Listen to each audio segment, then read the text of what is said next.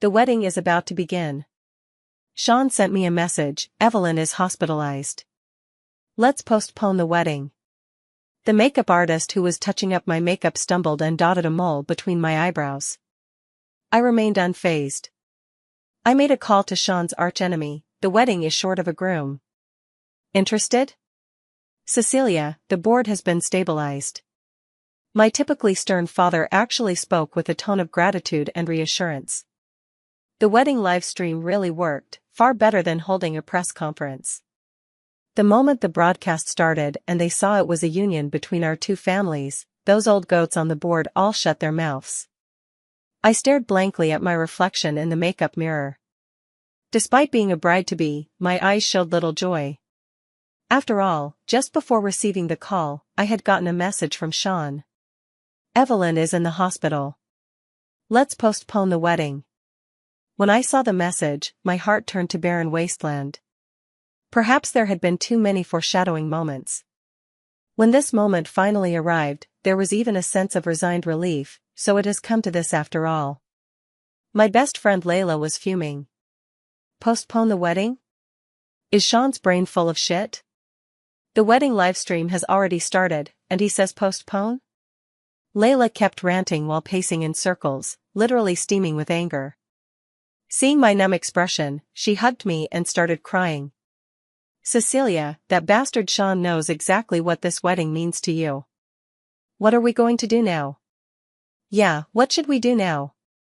The Serious Group project has been losing money continuously, with several directors teaming up to push for a leadership change, and my sexist father hastily threw me out for a marriage alliance. My childhood sweetheart, Sean, who swore just the day before that he would always stand by my side, vanished without a trace when it mattered most, leaving only a text message. Layla's eye makeup was smudged by tears as she rubbed her eyes and asked me, Cecilia, what if I have my younger brother come over now to complete the wedding with you? We can just say it's an alliance between our families. I was torn between laughter and tears as I hugged Layla back. Your brother just turned 18, let's not drag him into this mess. Thank you for staying with me. I'll figure something out. I picked up the phone and dialed the number I never thought I'd use. Is that promise you made still on the table? The voice on the other end of the phone sounded muffled and somewhat melancholy. Sure. I bit my lip. I'm in a wedding today, but the groom ran away. Can you help out in a pinch? The voice from the other side suddenly became clear. Of course. But I have one additional condition. I quickly calculated in my mind which projects and assets of Serious Group could still be exchanged. This was none other than the crown prince of the Everhart family, whose standards were never low. Yet I received an unexpected reply. After the wedding, bring your ID and come with me to register our marriage. Huh? I was momentarily stunned. The originally steady voice on the other end of the line now carried a hint of excitement. Marry me for real. I don't do fake marriages. My brain froze for a second. Wasn't Everhart always known for his impeccable reputation and aversion to women? How did he know that Sean and I were only having a wedding without legally registering our marriage? I thought again about the vast fortune of the Everhart family. I'll cooperate in signing a prenuptial agreement. Ha ha ha. A hearty laugh came from the other end of the phone. No prenuptial agreement.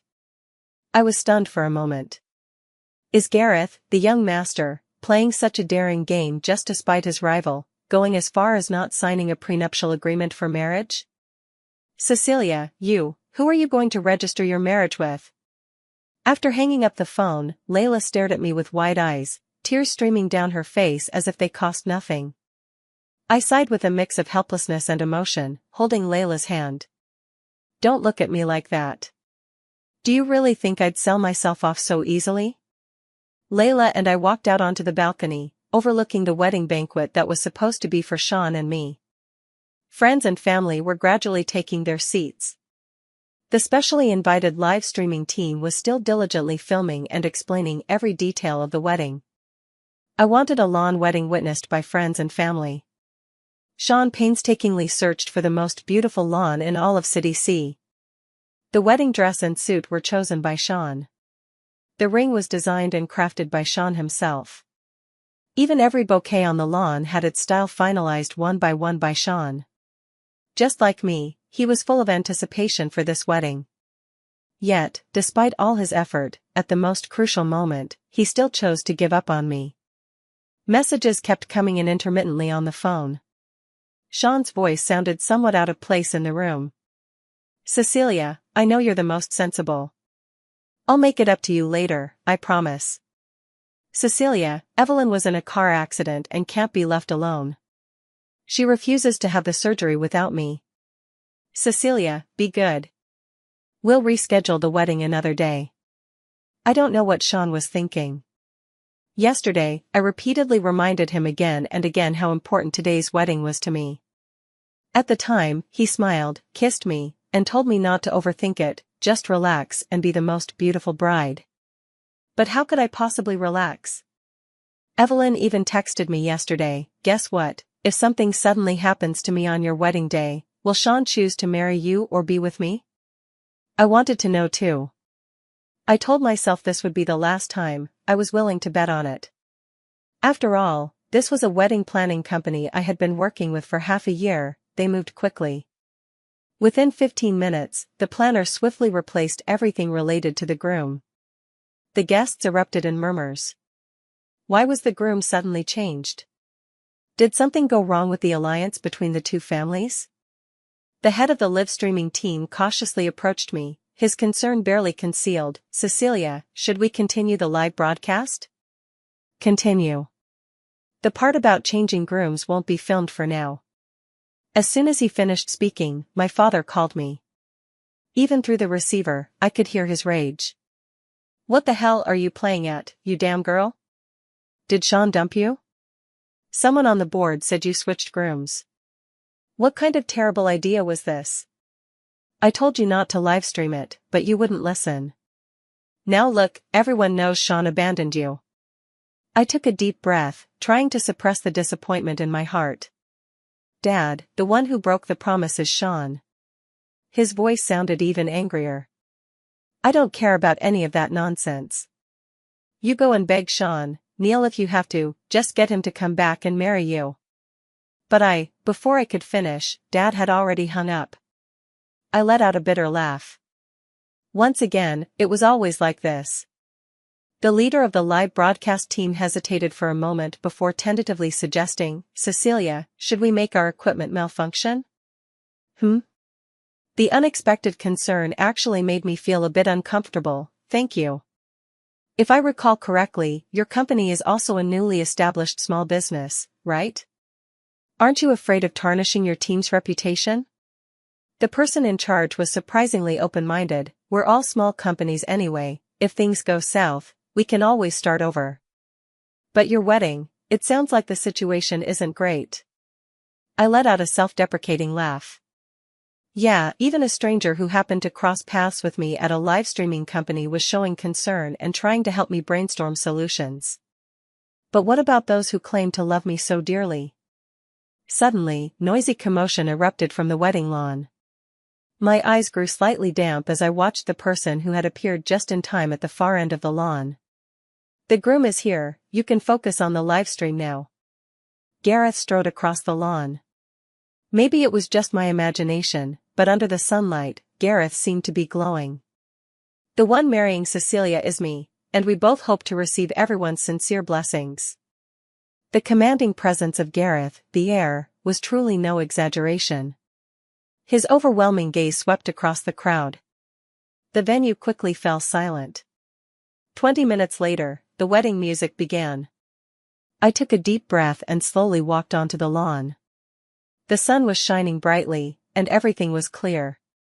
Step by step, I moved forward, my gaze sweeping over those familiar faces. To my surprise, Gareth's grandfather had actually come. I looked up and saw not only his grandfather but also his father, mother, and sister. Gareth's entire family was present. Finally, my gaze settled on Gareth in the center of the lawn. He was dressed in a well-tailored black suit, his posture upright, his eyes sharp, and a faint smile on his face. I walked up to him and looked into his eyes. His gaze was deep and complex, filled with emotions I couldn't decipher. Gareth was tall and imposing, and standing beside him made me seem especially delicate and petite. I blinked, holding back the tears in my eyes. "Thank you, Gareth." Gareth gave my hand a gentle squeeze. "The pleasure is mine." During the ring exchange, I froze for a second. This wasn't the wedding ring Sean had painstakingly designed before. The ring was simpler and more elegant, yet the diamond was even larger. I clicked my tongue inwardly. TSK, the Gareth family truly lived up to their reputation as one of Sea City's top aristocratic families. Even a ring pulled out at random was ridiculously extravagant. The ring happened to fit my finger size perfectly, and it felt unexpectedly comfortable when I wore it. For a moment, I froze again. The groom may now kiss the bride. I was a bit dazed. I always knew Gareth was handsome, wealthy, and exceptionally capable, the kind of child parents always held up as an example. But right now, that aggressively handsome face was getting closer and closer to me. I couldn't control the flustered sensation rising within me. I couldn't tell whose heart was pounding. Thump, thump, thump, thump. Gareth seemed to smile slightly. "Cecilia, close your eyes." Under the gaze of the crowd, I slowly closed my eyes. A soft kiss brushed past. Gareth gently took my hand. "Whoa, one more. One more." The cheers and congratulations from everyone still rang in my ears. I opened my eyes. Gareth's ears were completely red. He glanced at the cheering crowd with a proud grin. "This is my wife, why would I let you all see?" I felt a bit shy and flustered, not daring to look into Gareth's eyes. My mind was filled with just one thought: despite Gareth's rugged appearance, why are his lips so soft? After getting our marriage certificate, my brain was still struggling to process it. Just like that, we were officially married, just like that? Back in the car, Gareth kept flipping through the 2 marriage certificates, the smile on his lips never fading. Sitting beside Gareth, I felt uneasy and called out, "Gareth." Gareth finally tore his gaze away from the marriage certificate, cleared his throat, and said to me, "We're legally married now. You can call me something else." I hesitated, just about to speak when, beep beep. A car with a painfully familiar license plate pulled up. Sean stepped out and tapped on the window. Well, what brings the Crown Prince himself here? Fancy seeing you in a place like this." Gareth scowled and rolled down the window as Sean's voice drifted in. My brain short-circuited, I dove straight into Gareth's arms. Sean looked at Gareth mockingly. Gareth is really lucky to have such an enthusiastic little girlfriend." Gareth froze for a moment and glanced at me, who was burying my face in his chest like an ostrich. He gently patted my head. When he turned to Sean, his expression returned to its usual indifference. "Let me introduce you. This is my wife, the kind with a marriage certificate." Sean was visibly shocked. "When did you get married? How come I didn't know?" Before Gareth could answer, Sean smiled and said, "Today was supposed to be Cecilia's and my wedding day, but something unexpected came up. Now I need to hurry and apologize to Cecilia." Gareth scoffed lightly and patted my head again, as if to comfort me. I nestled in Gareth's arms, feeling only the warmth and strength of his embrace at that moment, an unprecedented sense of security. Sean's voice suddenly hesitated slightly. "Gareth, why does your wife look somewhat familiar? Aren't you going to introduce her to me?" I froze, just about to raise my head when Sean's phone suddenly rang. "What? Evelyn woke up? Okay, I'll be right back." Sean and Gareth exchanged quick greetings before hastily leaving. I smirked. See, that's all there was to it. Let's add each other, wifey. Gareth pulled up a QR code and handed me his phone. My previously gloomy mood instantly dissipated upon hearing Gareth's affectionate address. Flustered, I reached into my bag for my phone, only to find it had already died from low battery. "Sorry, Gareth. My phone's dead." Gareth was amused. "That sounds suspiciously like a polite rejection. I just got officially employed, am I about to lose my job already?" Gareth turned his head to look at me. "No more teasing. Come on, let me show you the house." "What's there to see?" A huge question mark rose in my heart. Gareth, forgive my bluntness, but now that the marriage certificate is signed, what exactly do you need me to do? Cover for you or something? Gareth fell silent for a moment, his ears gradually turning red. When he spoke again, his tone was full of solemnity. Cecilia, this might sound a bit hasty, but I don't want to hide it from you. Truthfully, I'm immensely grateful that you called me at that moment. I also want to thank you for giving me this opportunity to pursue you under the pretext of marriage. Gareth's straightforward confession caught me off guard. I wanted to say something but didn't know where to start. A wealthy, handsome, and outstanding man just said he wants to pursue me, a man who just got married to me, a man who can also help solve all the problems I'm facing. No matter how you look at it, this seems like the perfect ending in a Cinderella story. After thinking it over, I finally spoke up. Gareth, are you aware of all my circumstances? After all, you helped me first, and frankly, I don't seem like much of an asset to you. Gareth smiled, his eyes twinkling like stars. I know everything about you, perhaps even more than you realize. It's too late today, and this place is nearby. Let's rest here tonight, and I'll take you to the old house tomorrow, all right? I silently followed Gareth out of the car. Gareth was meticulous and considerate. Everything in this house was even more thoughtful than what I had in my own home. From the design to the layout, from skincare products to meals, every single detail perfectly matched my aesthetic and preferences. My phone finally charged, and suddenly an overwhelming flood of messages and missed calls came crashing down on me. The ringtone abruptly sounded, and after staring at it for a while, I finally answered the call. Sweetie, when did you get involved with Gareth? Why didn't you tell your dad? Ask Gareth if I can invest in that project in the east part of the city. Gareth looked at me with a displeased expression and gestured for me to put the phone on speaker. This is Gareth.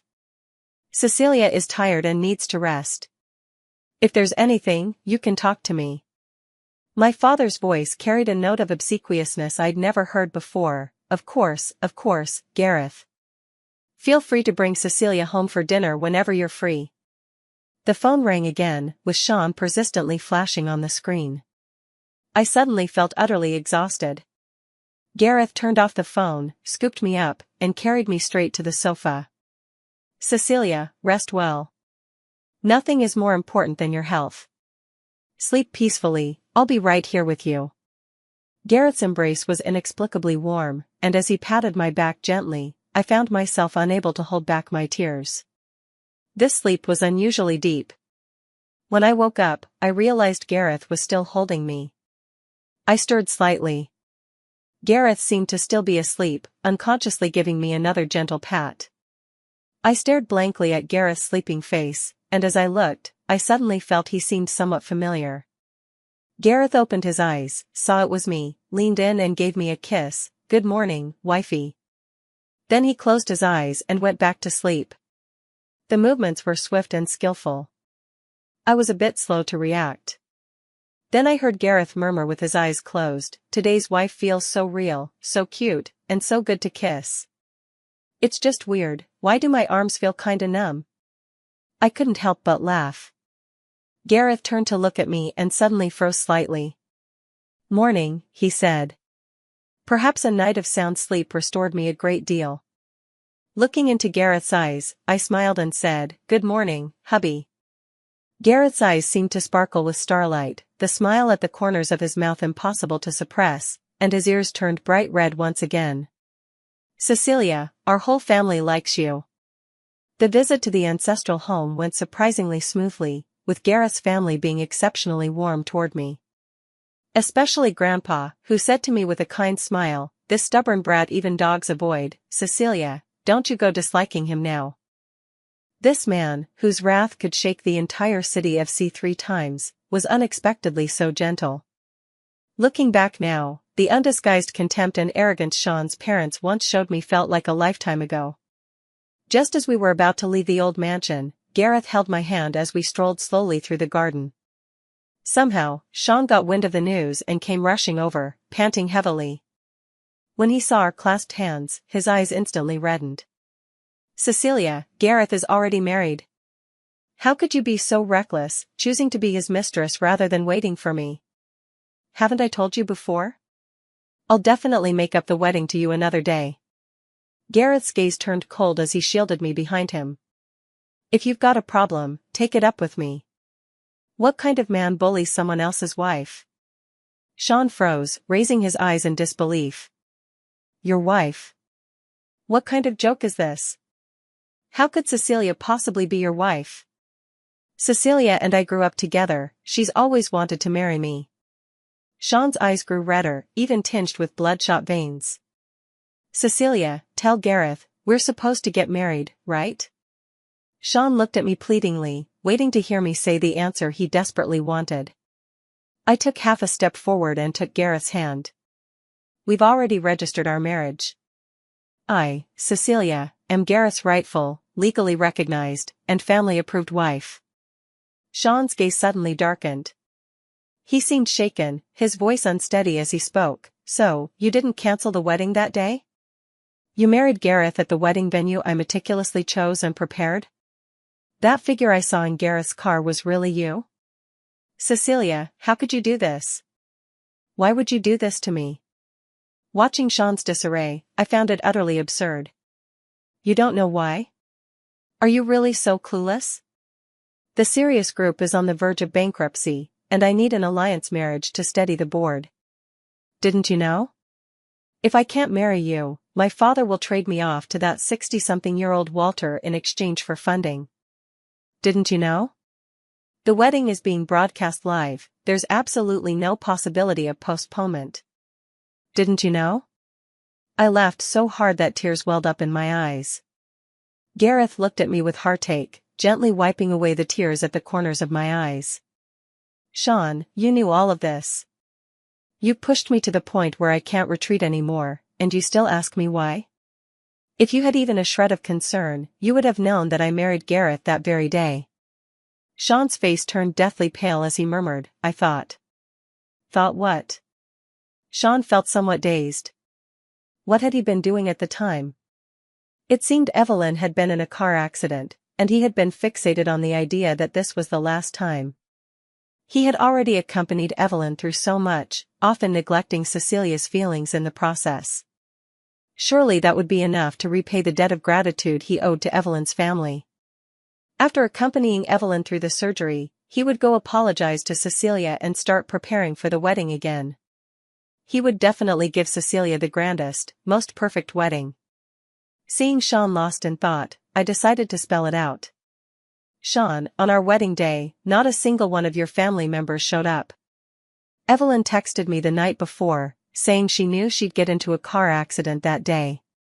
It seemed like they all knew you and I weren't meant to marry.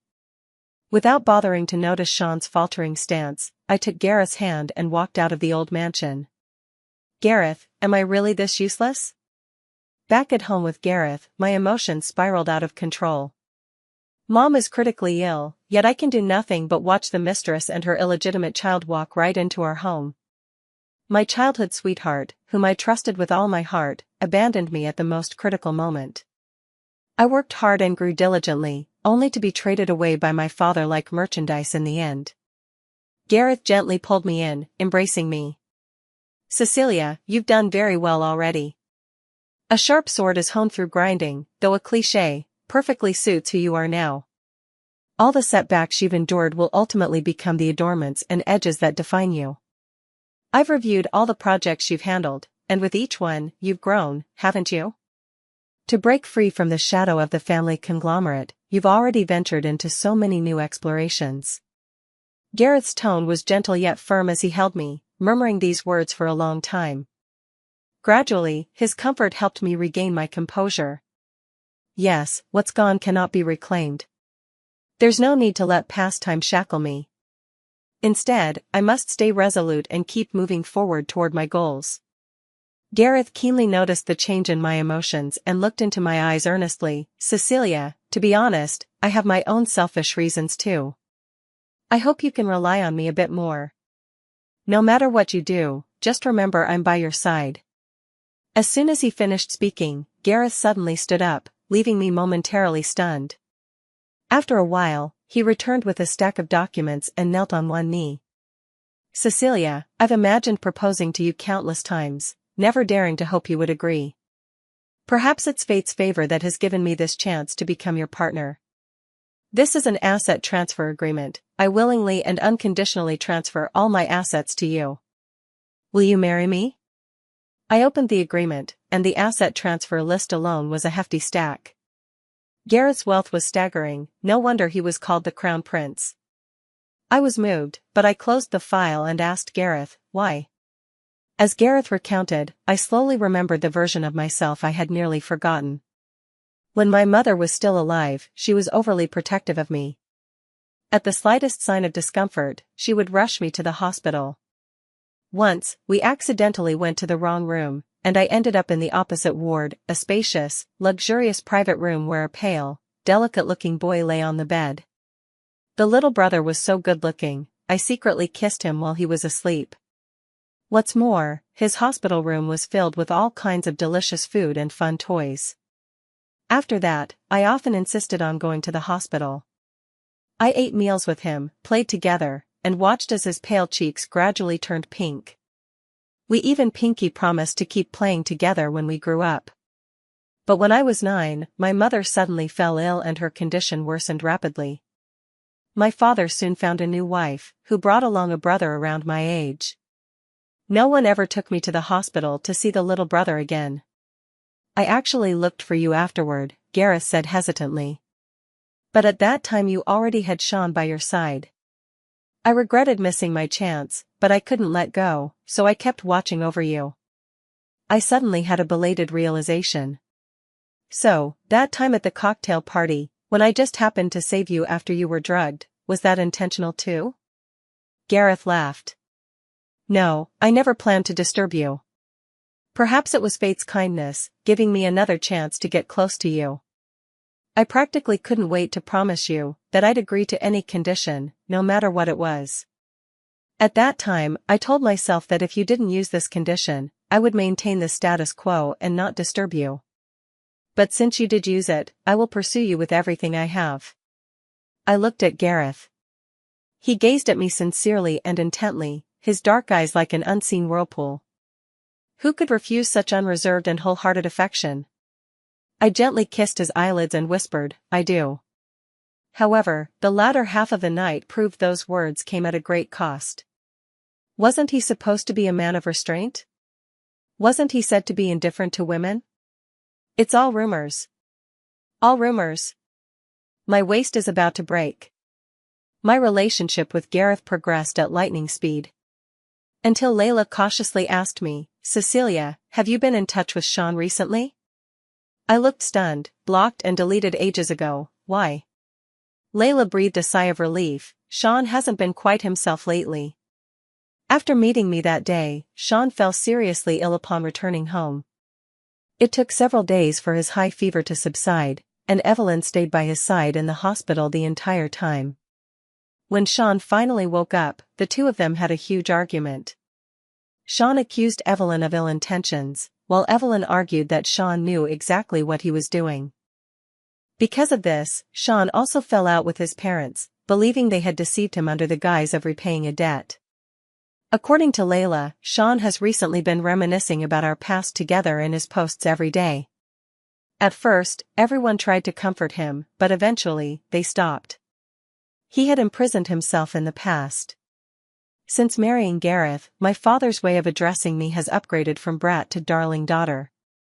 He calls me every few days, showering me with concern, as if utterly doting on me. I never argue back, always quietly listening to his performance. I used to think Sirius Group was like a giant tree, making the path to avenge my mother full of thorns. Now I realize how narrow-minded I was before. Gareth found me tutors in various fields, and with his help, I absorbed all kinds of knowledge like a sponge. One day, while I was analyzing a merger case until my head spun, Dad suddenly called, "Darling daughter, I heard Gareth has his eye on that plot in the West District. Could you ask him if it's true for Dad?" I glanced at Gareth, who was still reading the documents. I think I've heard him mention it before. After I hung up the phone, Gareth suddenly asked me in an uncharacteristic manner, "Honey, What do you think of Sirius Group? Seeing his odd expression, I glared at him. I'll handle this myself, don't you dare interfere. Gareth guiltily rubbed his nose and said, well, honey, if I told you I already leaked the news, would you be mad? Don't be angry, just sleep in the guest room for a month. Wife, I'm sorry. Gareth pitifully kissed me and, taking advantage of my distraction, carried me into the master bedroom.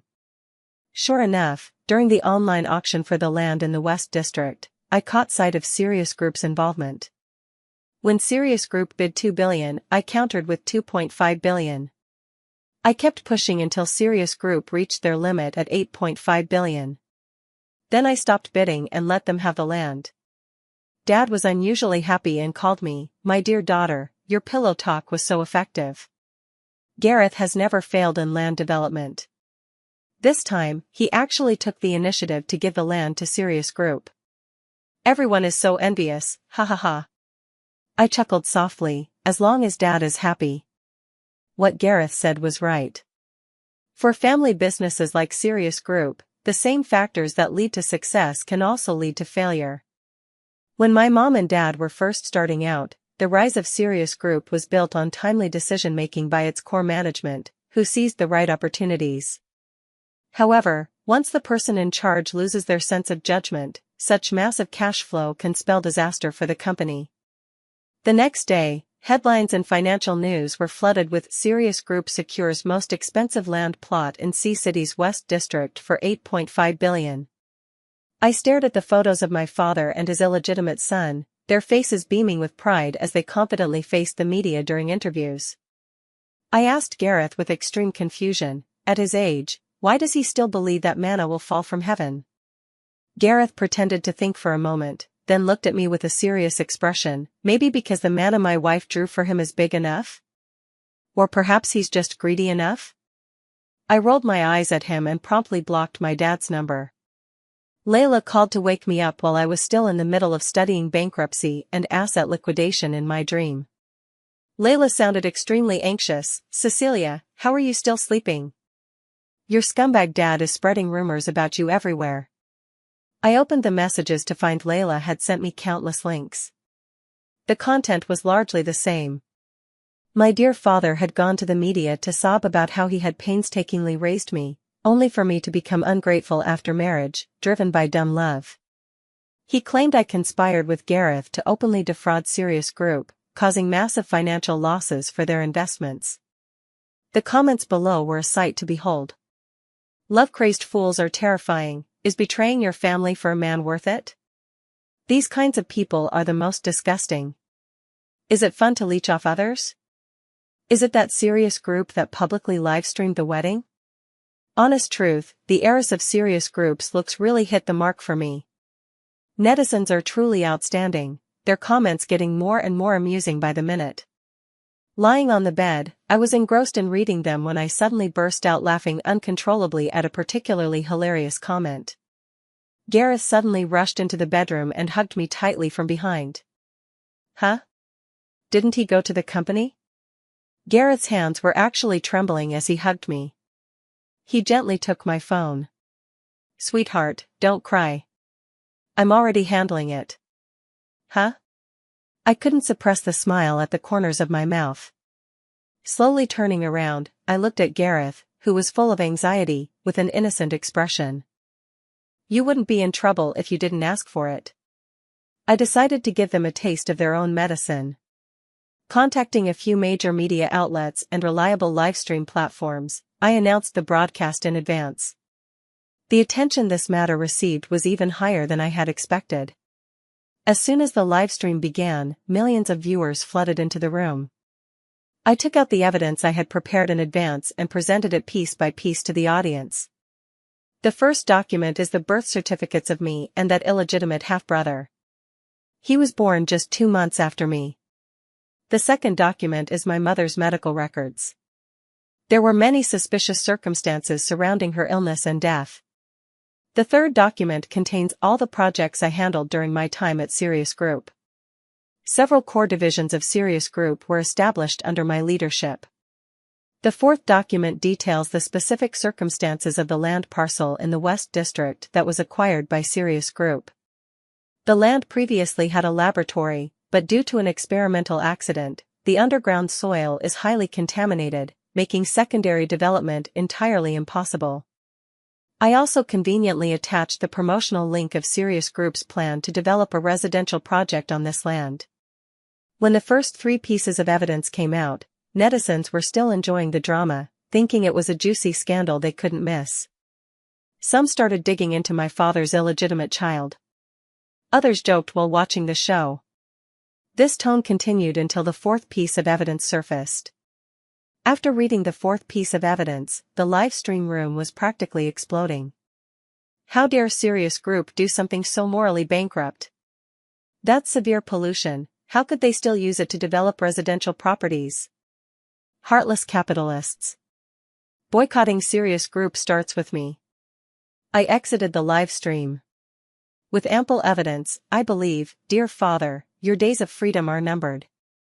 Since you chose to manipulate public opinion, you'd better be prepared for the backlash. The evidence I revealed during the live broadcast caused a huge uproar. Companies partnered with Sirius Group swiftly issued official statements terminating their collaborations. The police immediately launched an investigation. Dad tried calling me countless times through various numbers and reached out to every acquaintance he knew to contact me. I didn't respond to any of them. Gareth kept me well protected. At a charity gala, I was stopped by an unexpected person, Evelyn. Sean and I had long lost contact. To be precise, I had unilaterally severed all ties.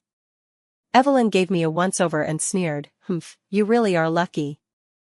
I looked at her in confusion, not understanding what she wanted to do. It seemed she just had no one to confide in, so she wanted to talk to me.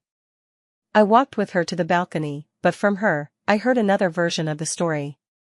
She and Sean had actually gotten married long ago with a marriage certificate. She loved Sean even earlier than I did.